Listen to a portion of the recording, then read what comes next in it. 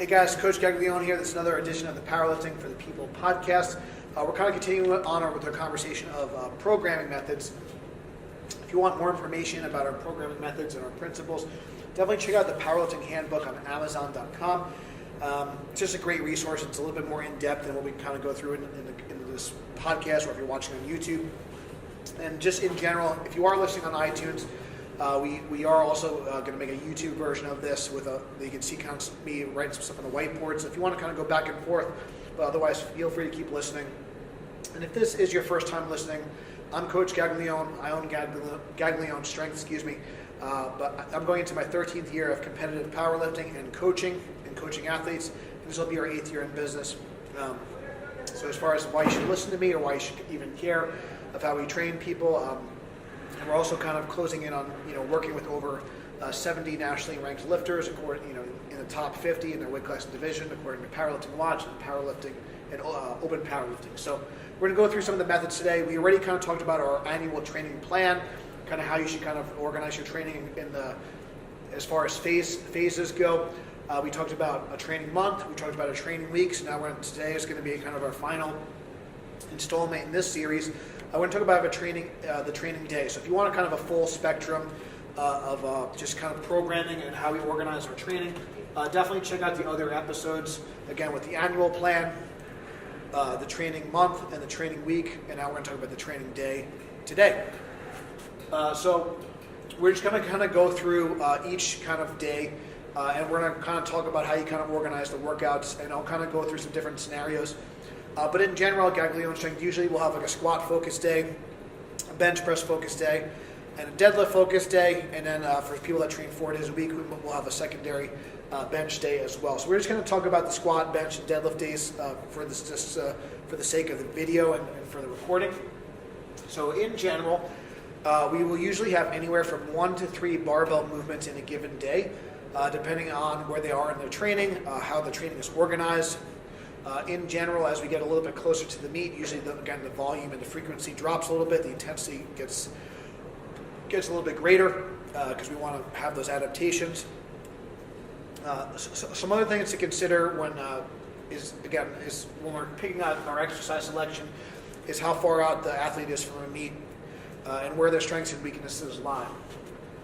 So we're going to kind of go through the general format, and I'll kind of go over like how you kind of pick certain exercises for certain situations and kind of when they'd be appropriate. But in general, on a squat focused day, you would do your competition squat. If you are closer to a contest, you're going to obviously wear your competition equipment, and it's going to be more specific. So when you're further out from meet, your primary squat exercise can be a little bit more general. So maybe you're working on the safety squat bar, or maybe you're doing high bar squats if you're a low bar squatter. But in general, as you get closer to the contest, you should be really mimicking the contest situation. So you should have, let's say if you normally wear a belt and wrist wraps and knee wraps, you usually use a wide stance for the low bar position. That's going to be how you perform the exercise in training. If you're further out from a competition, you can certainly add some variety in, and you could switch up your stance, switch up your bar position, maybe use a box, that sort of thing.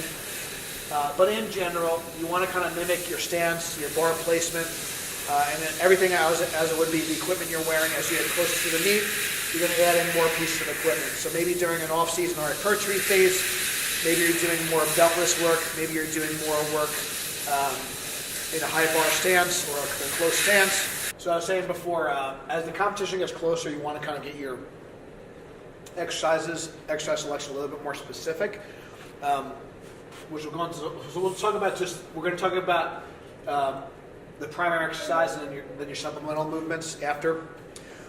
Basically, the primary exercise is going to be very closely related, if not the competition exercise itself. So all your competition equipment, your stance, your bar placement, your grip, all of that should be as specific as possible. As obviously in the rep range will be lower as well, because it's in the course of powerlifting it's going to be a 1 rep max. So the other thing that's kind of important to note, so when we go closer to the competition, I like to use variations that kind of help kind of build and ingrain proper technique as well. So usually it's some sort of pause variant we'll do as like a supplemental exercise. So usually some type of pause squat, some type of like longer pause or like a spoto press is a good exercise to do during like a peaking phase, just because it's going to help build better technique and better habits. Usually some sort of pause deadlift for the deadlift is going to get ingrained proper technique. So we'll kind of talk about like what phases and what situations you would kind of utilize which supplemental exercises. But in general, for like a squat, for your primary exercise, like in an off season, you might do something like a beltless squat. You might do something like a high bar squat, a belt squat. So something that's like, again, it could be a little bit more general in an off season phase. And as you get closer, you're going to start to maybe add the belt, maybe add knee sleeves or knee wraps, and get closer again to your normal bar placement, normal stance. Something like a bench press, maybe you, like if you're a feet tucked bencher, maybe you're benching with your feet flat or even benching with your feet up. In the off season, maybe if you're normally a wide grip bencher, maybe you do close grip bench. If you're normally a close grip bencher, maybe you bench with a little bit more of a wide grip in the off season. For competition, for deadlifts, this is really important, I think, for sumo deadlifters. One thing I like to advise in like the off season is actually work both stances and specifically try to build up your conventional deadlift because it's going to really help with the lower back strength, especially. And the conventional deadlift is a little bit longer of a range of motion, which is going to kind of help give you more time and attention and help build more general strength. One caveat to that, I do like, just because sumo is so technical, I think it would be wise to kind of warm up with both stances. So you might do your warm-ups both sumo and conventional, and then maybe you do your work sets conventional like in an off-season phase. And you can kind of do a similar thing to a competition bench if you're trying to like switch stances. So if maybe if the federation you allows your feet to be tucked, maybe you want to kind of throw in some feet tucked benching into it. Maybe you kind of warm up some sets feet flat, some sets feet tucked, just so you kind of are still, while you're still learning the new pattern, you're not kind of forgetting kind of the old pattern. You're kind of getting that work in. So in the case of the supplemental exercises, the way we kind of like to break them down is that some exercises are going to kind of work the bottom end range of motion. Some exercises are going to work more at the top end of the range of motion. Some exercises are going to kind of help build technical prowess. They're going to kind of help build technique. Some are going to overload the body, and some might be like with a special bar. So in general, we'll start from like with the special bar. Those are going to be more general exercises. And they could be utilized at any phase, but in general, as you get closer to the contest, you want to be more specific.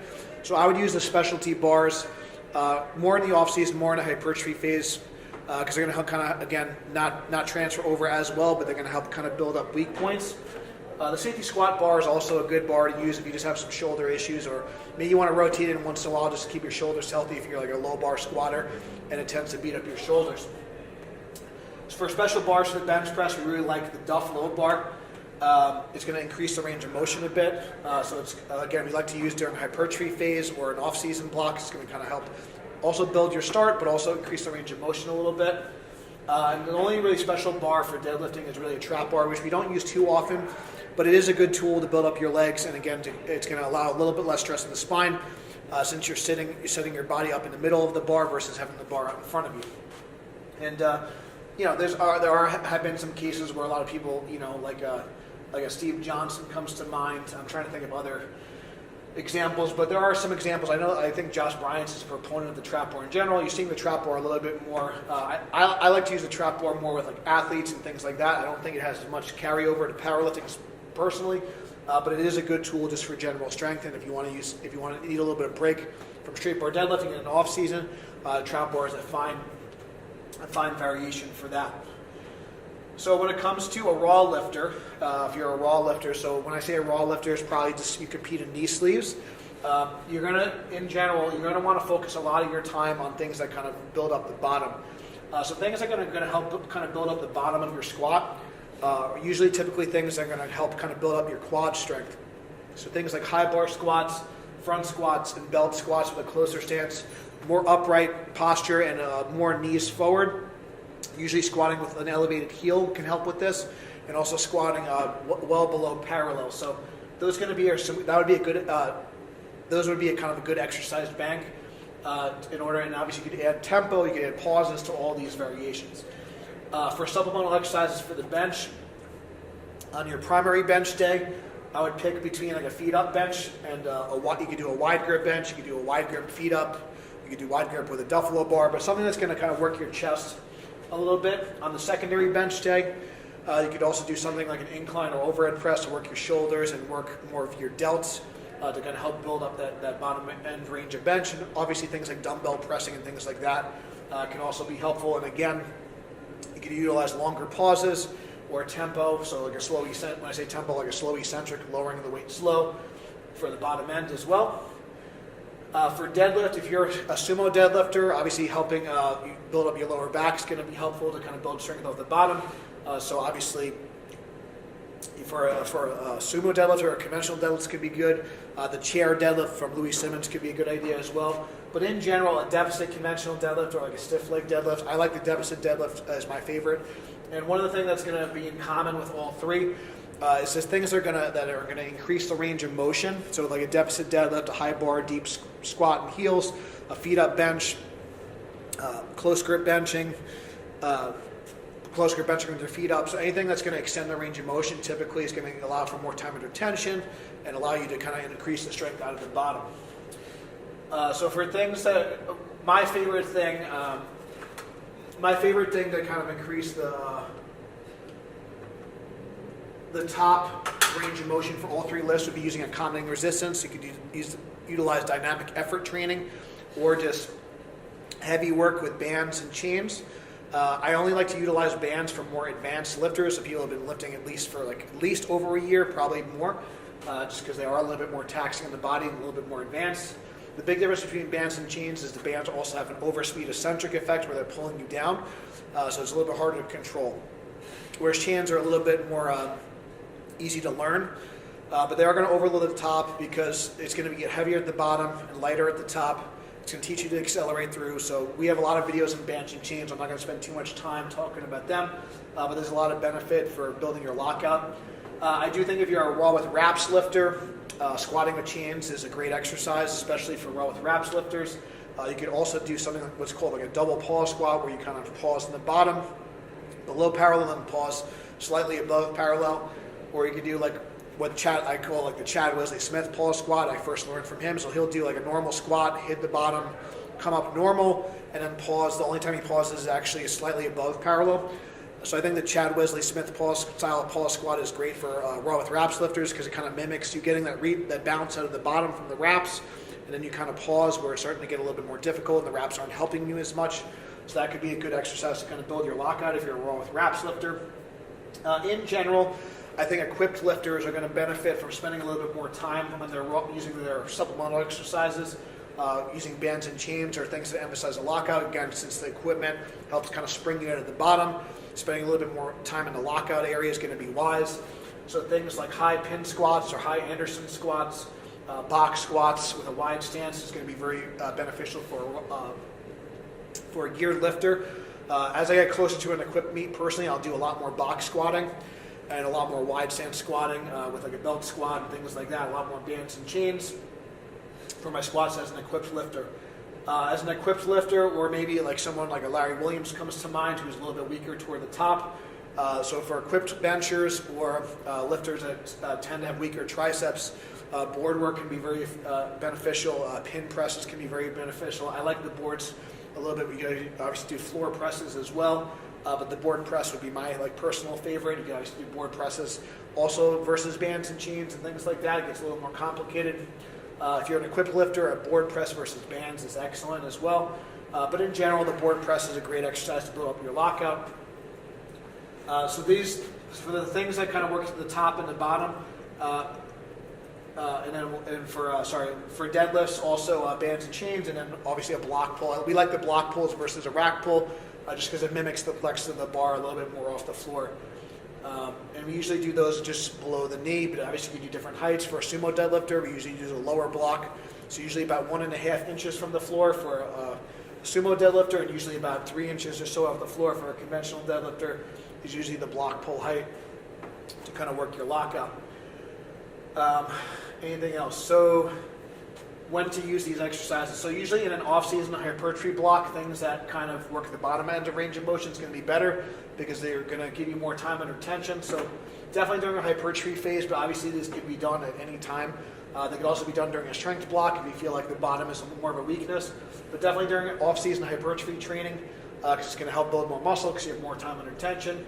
As you get close to a contest, a lot of these bands and chains and boards and things and blocks are also good overload tools. So during a strength training phase is going to be the most appropriate for them. And if you're an equipped lifter, you might want to include some of those exercises that work the lockout a little bit more frequently in your training, just because that's usually typically the area that needs the most work. For technical reasons, for technical exercises, you could do like a longer pause squat in your competition stance. For bench press, again, you can do a long pause or the spoto press. It's going to help you learn to keep longer tension in the bottom. And then pause deadlifts, usually either just off the floor or just below the knees at the transition point where people need to learn to hold their back position.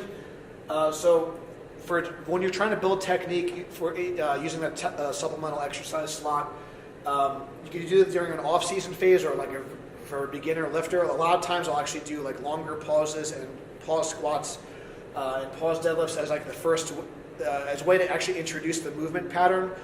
So because it allows the lifter to slow down a little bit, really feel the positions. So pauses could be excellent during an off-season phase or even like day one of like lifting. Pauses are great, and they're also great during a peaking phase because one of the goals of peaking is really honing in on technique and like getting that skilled practice. So it can work on the technique. The pauses can be done on like either end of the spectrum, either really, really early in training or really, really late in a program. They both can be good.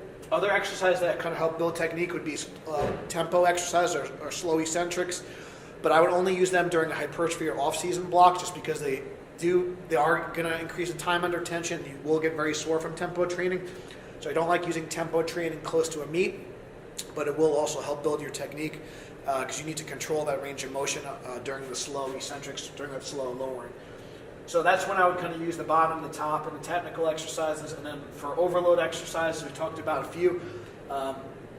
Overload exercises are going to be utilized during a peaking phase only, just because they're going to allow to stimulate the most amount of neural activity and allow you to use the most amount of weight possible. So I like reverse bands for squats, benches, and deadlifts. Also, we like to use a slingshot for the bench press as well. Something that's newer also for the squat and the deadlift is a squat buddy. And also the straps for the deadlift can be utilized for overload training to enhance your grip as well. So we can also put squat buddy. So squat buddy. And we can also say straps as well. The deadlift. The squat buddy I would probably only utilize though if you are either a wide stance squatter or an equipped squatter. Squat buddy is basically like a slingshot for the squat.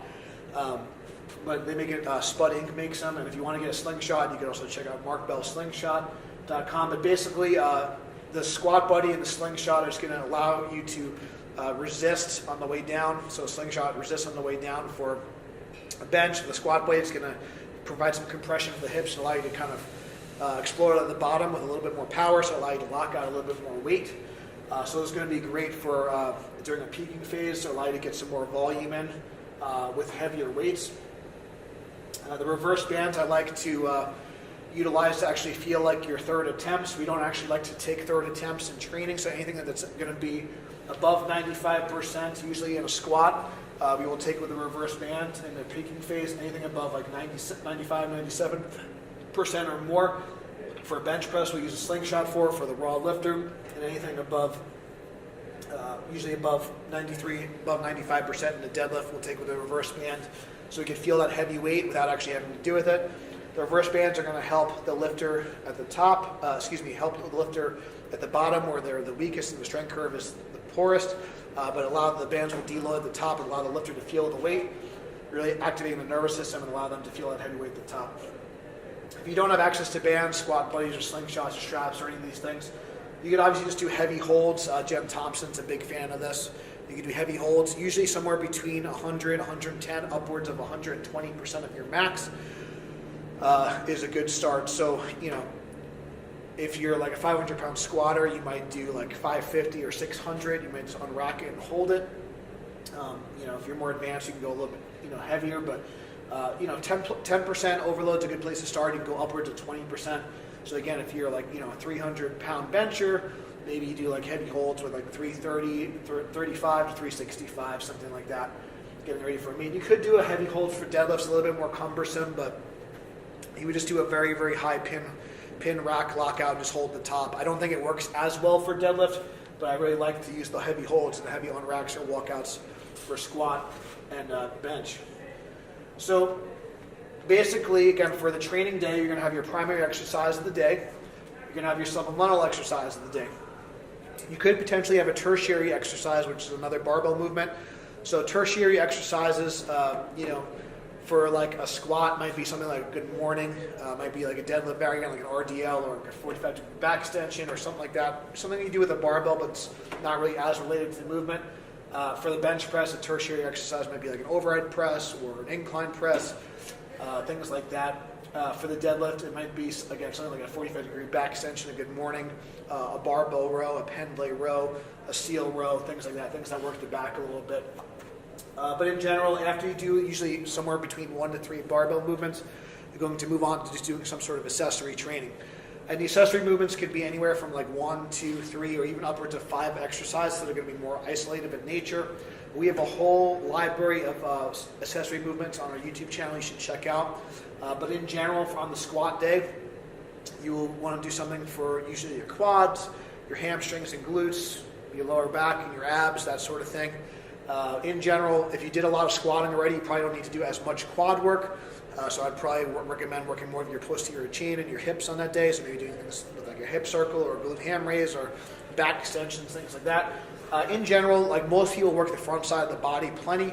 So if you had to kind of rule one out over the other, probably work more with your posterior chain, so glutes and hamstrings and low back. You can obviously work your core, your trunk muscles, your abs on any day if you like, but usually on the lower body days.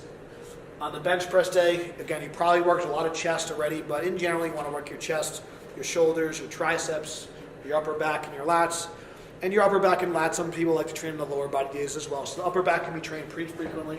So your rows, your tricep extensions, delt raises, rear delt raises, things like that. You're going to do for your accessory movements. On the deadlift day, usually we do a combination of things, but again, it's going to be a lot of posterior chain stuff, a lot of lat work, a lot of glute and hamstring work, and a lot of hip exercises depending on what you're doing.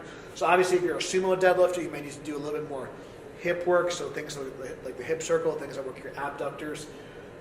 If you're like more of a close stance squatter, you may need a little bit more quad work. For the bench press, if you're a wide grip bencher versus a close grip bencher, maybe you're weaker chest and maybe you're stronger triceps. But in general, you're going to work more on the back side of the body for your accessory work. So if you had to pick, in general, your triceps, your lats, your glutes, your hamstrings, those muscles you really can't work enough. So in general, work more of those things because a lot of times you're going to really be hitting your chest and your quads and those muscles a lot throughout the week. I think your lower back is going to get a lot of work through squatting and deadlifting already. So prioritizing your kind of glutes and hamstrings and your accessory work is going to be probably a good idea as well. And same thing with the upper body stuff. Doing a lot of rows, a lot of pull downs. I would say more rows than pull downs in general. Most people need to get more rows and more rear delt work in, so that's going to be what you do with your accessory work. So that's kind of organizing a training day. So it really depends on the day itself. Is going to really depend on what phase you're in, how far out you are from a contest, what equipment you have access to, and then what your personal strengths and weaknesses are. So I hope this kind of helps you kind of organize a training day. Again, if you have any other questions or if you want more of a reference point, you can check out the Powerlifting Handbook on Amazon.com. If you guys are interested in online coaching and getting more of a customized coaching experience with programming and technique coaching and meet strategy and things like that, you can check out the links below. If you liked the video, please subscribe. We really appreciate you guys spreading the message of strength. Tell a friend about us if you liked it. Thank you guys so much for watching. And until next time, stay strong, and we'll see you soon.